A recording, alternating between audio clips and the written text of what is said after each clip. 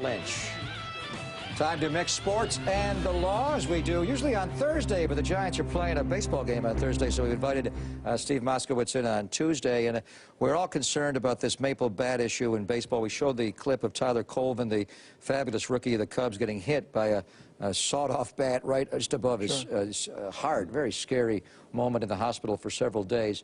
Could a player sue either the manufacturer of the bat or Major League Baseball if they are seriously injured and their career jeopardized by one of these shattered maple bats? You can always sue. The question is, would he recover? And you have competing things. For example, as more of these bats shatter, there's more and more notice that this can happen, and what's the manufacturer doing about it? And you can't just knowingly manufacture something that's a problem.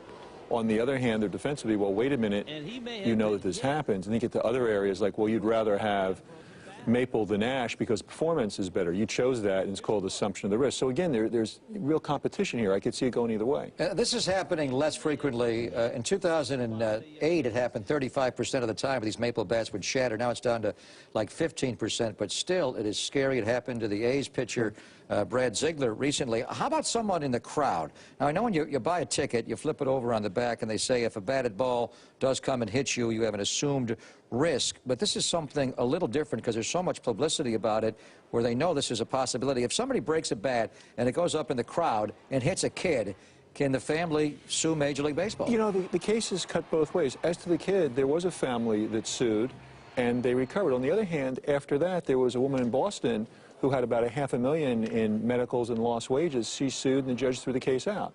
So there's competition there. Can you sue or not, and did you have the warning? And it's called assumption of the risk. How much risk did you assume?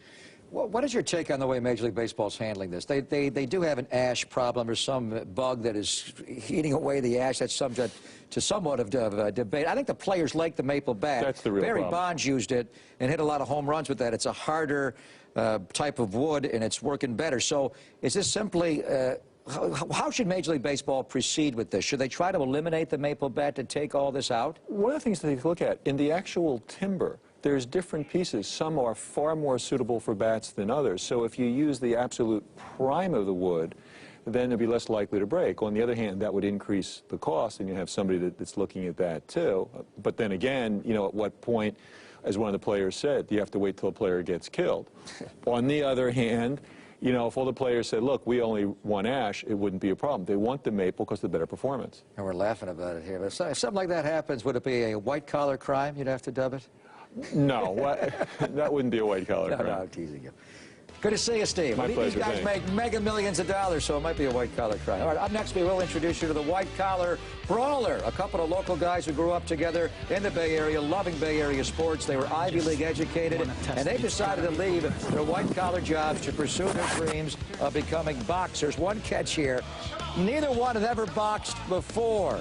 WhiteCollarBrawler.com is next on Chronicle Live, presented by Autotrader.com.